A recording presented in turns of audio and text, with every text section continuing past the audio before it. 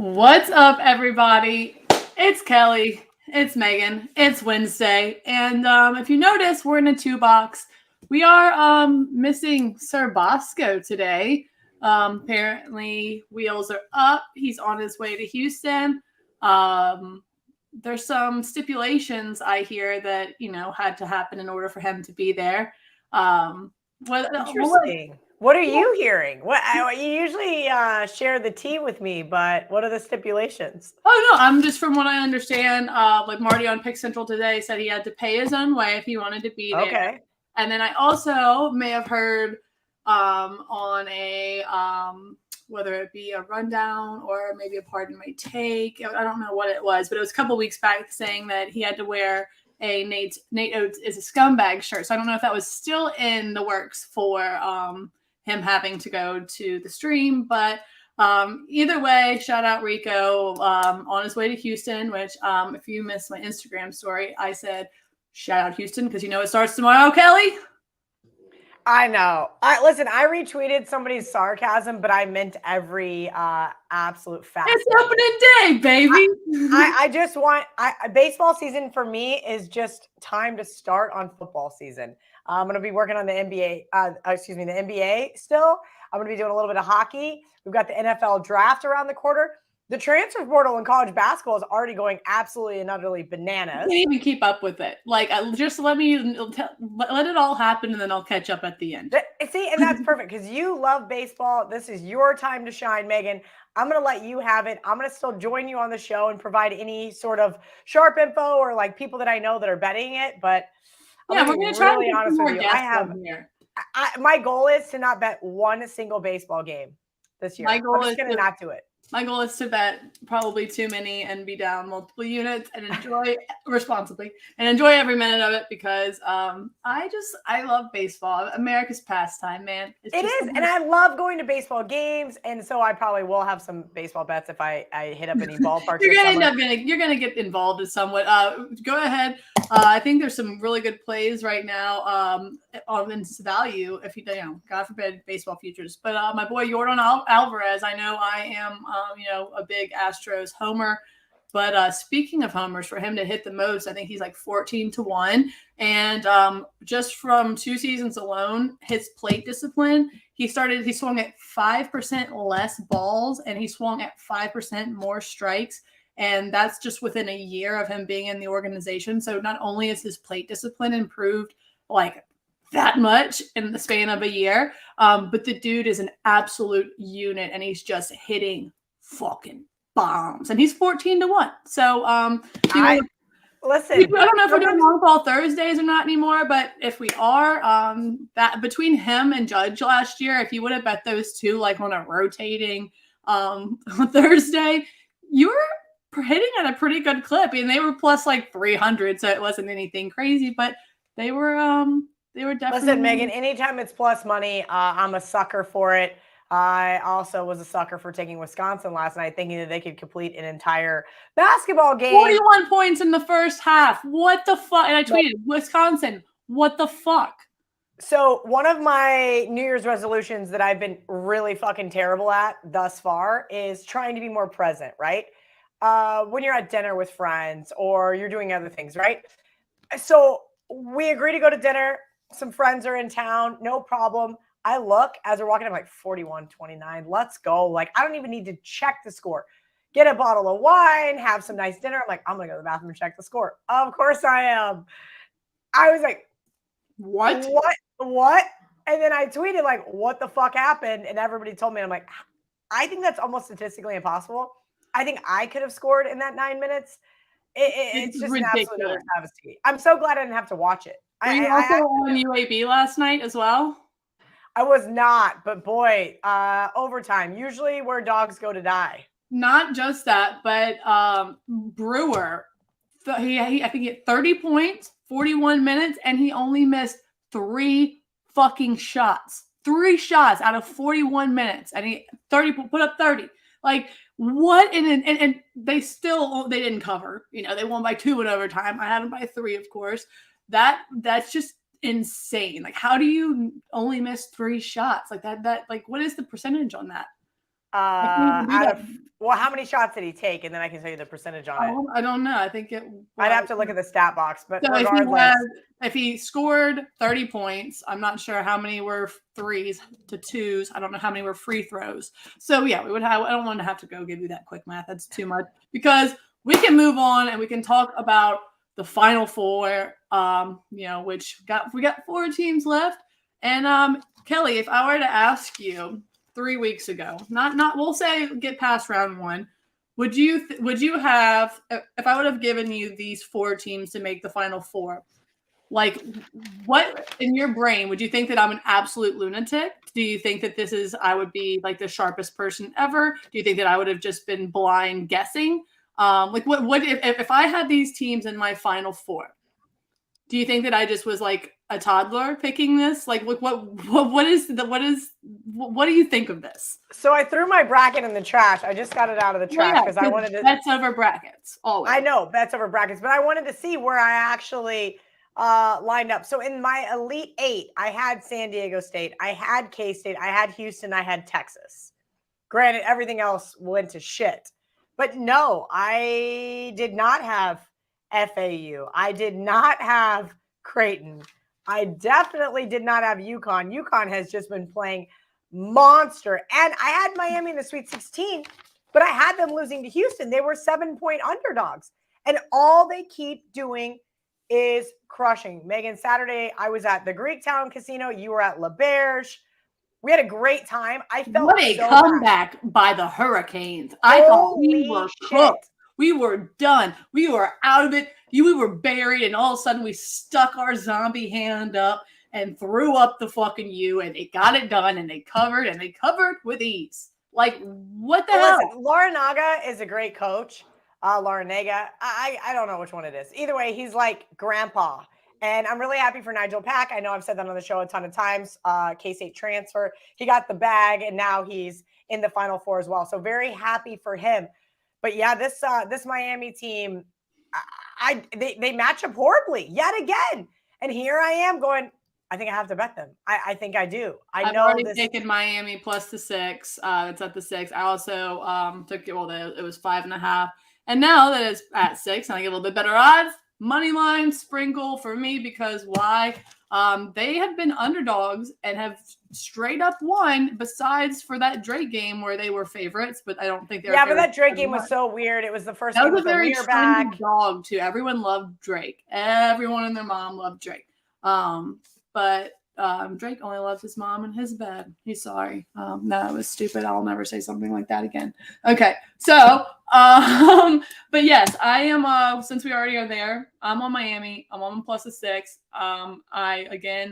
All they've done is covered and won and just exceeded expectation. We've obviously talked about how important guard play is within this tournament, and I know that UConn and Hurley. I mean, it is just it's an insane. They're an insane team, and they seem unstoppable. But I spoke about this earlier. Let's look at the road to get here. Iona, St. Mary's. I mean, Arkansas, which probably was their toughest test, and they did beat the shit out of them.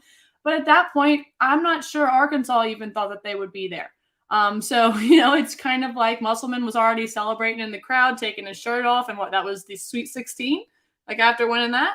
So it's like that after the KU game. I mean, that was great because I had Arkansas money line. I'm not complaining. That was great for me too. But at the same time, like UConn's road to get there just has been a little weaker. Which again, UConn is a fantastic team. They're fantastically coached, but there's just something special, in my opinion, about this Miami team. They have a grit that is undeniable. As I said, the guard play is fantastic. They have a big that is athletic and can work. And I'm just, obviously, I'm on them. I'm impressed. Have you decided that you're going to be on the Canes as well? Yeah, Megan, I am going to be on the Canes, but as of right now, I'm just cruising. I know the whole world's going to bet UConn. I know a lot of my guy friends have futures bets on UConn. They're asking me the other night, like, how many point favorites is UConn going to be? I'm like 4.5. And they're like, no way. Take the alternate line, move the stool at the Barstool Sportsbook. It's free money. Always those ones that you have to Listen, I'm not the sharpest girl in the world, but Miami's won 6 of their last 7 as an underdog. You cannot deny that. The bookmakers have not caught up with them. Listen, they could get the doors blown off them. UConn's covered 9 of their last 10. There's a lot to unpack here, Megan, in regards to how these two teams match up. First of all, Connecticut is big. They're one of the tallest teams in college basketball. But on the other hand, Miami's one of the most experienced teams. They play really well together, and they show up on offense week in and week out. Now, yes, that Drake game was a little bit weird, but again, that was when Omier first came back. Need to get some get that first game underneath them. I think that was the nervy game. I agree. And then the Indiana game, they were a short underdog. They blow them out of the water. They're a bigger underdog to Houston, still a sizable underdog to Texas. They end up running away with all of these games at the end.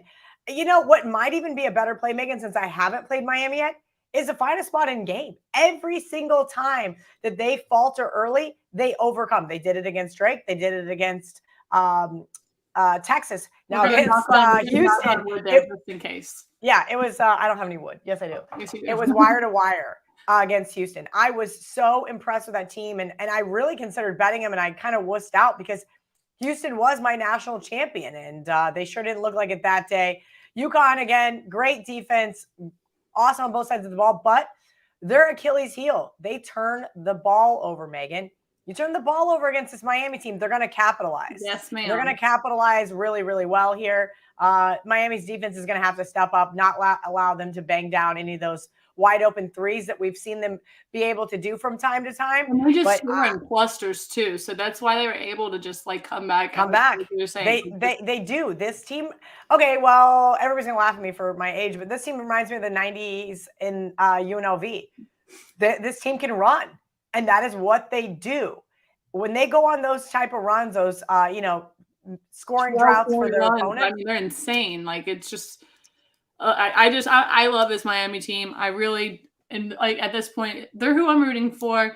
So let's go ahead. Let's move on to this other game, which isn't as fun to root for, but maybe it is. It's going to be fun as hell for me to root, Megan. I have San Diego State as the only team left in my Calcutta. Let's go. I don't know if you saw my tweet. So the K-State game really hurt, right? It was disappointing. K-State, though, I tried to convince myself, and I think I said it on the show, listen, I'm not going to discredit what they were able to do. Considering they were picked to win 2 games in the Big 12, all that stuff. K-State was up 6 at one point in time, had a chance to close it out, couldn't get it done. It is what it is. And then the next morning, I'm on the plane to Detroit, and I text my partner, and I said, all right, Scott, give it to me straight. How bad was that K-State game? And when he texted me that number, I wanted to vomit. And he goes, that's okay. San Diego State's going to take care of business against Creighton. I said, that's our only option. I mean, I literally was laying on the floor of the Barstool Sportsbook because I was so just out of my mind when they beat Creighton. I did feel really bad. One of the gamblers that I've hung out with several times there had a big Creighton future. I felt really bad, but he's like, are you just going to lay on the floor? I'm like, what do you want me to do? So I just started doing snow angels because I didn't know what else to do. I was so happy. I get one more win from the San Diego State team. Life's going to be pretty damn good this year, Megan. I'll have a nice sizable bankroll for next football season. I'll leave it at that. I don't know if I can bet San Diego State, though. I think I have enough action in play that I probably shouldn't add to it. Similar, let's say that somebody out there has a Miami, a UConn, an FAU, or a San Diego State future. I know some guys that like to add to it. I don't know if I'm going to be that greedy here. All right, so I'm going to go ahead and, as I said, it was at 2. It's now 1.5, which doesn't make me feel great, but I do like getting that number versus the 2. But I like SDSU minus the 1.5. Obviously, Creighton could not make a shot down the end of that game. It was they didn't have a deep bench. Their legs were jello. They were just chonking up shots. It was nearly embarrassing the amount of air balls. I mean, between both of them, honestly, in that game. Well, that's what really scares me about San Diego State, Megan. They don't shoot the ball well. I've been tailing them and I picked them in the Calcutta based on pricing as well as defense. And their defense is what's really gotten them here. I mean, Matt Bradley's got to step up. If he doesn't, this could get really ugly. As somebody who just watched FAU in person, somebody has to shut down Golden. And not to mention, What I was literally just about to say. I had a great little stat and I just went mind blank. I think your boobs got me. But what I was saying is we'll go from there. We'll go that I was saying didn't have deep bench. The legs were jello. You started saying something. I don't know. We'll get back to it. Anyway. Oh, that's what. I'm surprised you didn't mention that they had so many seniors, and the continuity is another reason why you like them so much. I understand this FAU team has gelled very, very well, but you can't tell me that these grown-ass men that have played together for this long aren't ready. And I mean, it's right there. I mean, I know for everyone. I mean, for the Final Four, everyone has just that one more game to go, right? Well, two more technically, right? But this San Diego State team, I want to say I haven't been down on them. I just haven't played much on them this year, and maybe that's a good thing during the regular seasons because supposedly they burned some money up during the regular season, but that's neither here nor there. There was a couple of spots, Megan, that were flat on the road for this team, and they weren't able to get past it. I watched the Mountain West all year. I always have since my time in Vegas, and it's because there is some really good basketball played. San Diego State has the ability here. I do not like the line move personally. You're absolutely right. It's never a fun thing to see. But the whole world's going to be on FAU because please remember what they were able to do, right? They outboarded your K-State Wildcats by 22. Yep. Tennessee, same thing. They were down 7 to Tennessee at half and were able to just make a roaring comeback. Tennessee had no answers for this team. So I got to watch the first half of that game and then the full game against K-State. A better defense could 110% shut down this team. And I think that's what we're going to see here from a top 5 defense, from Ken Palm, from a top 20 in effective field goal percentage on defense, and one of the best 3-point defenses in the country. And that's what we're going to need because guess how K-State lost that game? They let Florida Atlantic bang down some of those open threes, which we've seen K-State do all season long. They let Kentucky do it too. The problem is that there just wasn't enough time left for them to be able to either take the game to overtime and or score enough points to be able to keep up with that offense. I think that's exactly what we're seeing here is that quintessential offense versus defense. And if we're being honest, I'm going to take defense every single time. I know you love the defense plus the points. You're not getting any plus points here. I am definitely not here. But we're gonna be fine there. So just two little stats. Speaking of not a deep bench, which we were talking about, Creighton and their jello legs. This FAU team does have a deep bench, and they have the second most, I believe, points off the bench. I think out of everyone. But then I have an interesting stat with the San Diego State team, but it also makes me worried because of how well this FAU team was able to rebound against your K-State team, which is there's a magic number for San Diego State, which is if they get 32 rebounds, they're 23-0. And so the magic number there, if we start getting close to that 32 range and, the game's tight, might make me feel a little bit better. But we know they got to knock down their free throws, which is very important. As I said, this isn't a game that I expected to be in the Final Four. I'm not as excited to watch it, obviously, as our other game. But congratulations to both of these schools for making it this far and for their programs because it's absolutely huge and just more power to them. Yeah, I've seen a lot of negativity, I guess you could call it, on Twitter about, this Final Four sucks. This is going to be the cheapest tickets ever. Well, yeah, because these are smaller schools. UConn's not some massive school. Miami's a small private school. FAU's a really small school. San Diego State has some population, but you're asking college kids and fans to fly to Houston. I think Houston's a great central location for this spot because there really is no advantage for any of these teams. I think it's going to be awesome. I for one am happy. I know Connecticut's technically a blue blood, if you will, but I really am happy to see some new blood in the Final Four. Elite Eight. I think Miami might travel the best out of these four. I have just this weird. Well, Miami usually has money, right? And they also have a lot of bandwagon fans because they're just fun colors to wear. It's a fun color scheme. You can throw up the U. It's really exciting. I mean, hey, there was a ton of Florida Atlantic fans. I was just about to say, I think that they also was shocked. pulling all of their funds together and showing up in herds as well. I think those might be the two biggest turnouts that we get. So besides that, Kelly, do you have anything else that you want to add to this final?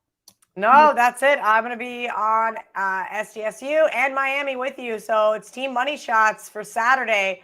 This is gonna be a sweat, Megan. I can't promise I'm gonna be in a great mood on Saturday if the Aztecs lose. But right now, I'm playing with house money. We got a nice little nut, if you will, from that Creighton game. And I was debating, like, do I want to hedge? Do I want to guarantee myself some money? And I started doing the math, and I said, they're a 2-point favorite, 1.5-point favorite. I'm gonna let it ride. Hedging's not really my forte because I've already guaranteed myself money, right? Our team has already made money, and right now we're on a free roll. So I'm going to take it. And I think I am going to sprinkle, though, on Miami money line over UConn. All right. Well, if you guys have not already, if you missed the show today or you want to come back and watch the show today, if you're only able to watch a couple seconds, if you were an asshole in the comments and wanted to see how you little affected us, you can go ahead and go to the Barstool Sportsbook YouTube page. Make sure you have liked and subscribed. You can watch this show. You can watch Pick Central. You can watch any other sports gambling show. I'm pretty sure it's just us, though, that you want. And hopefully fade, follow, get great information. Whether we give you winners or losers, we still give you the information that you need to make the choice yourself and make it responsibly at the Barstool Sportsbook. We'll see you guys again. We'll figure that out because we got baseball coming up. We got to work on baseball season. We've got to figure that out. We've got some NBA with Stephen Che on Monday.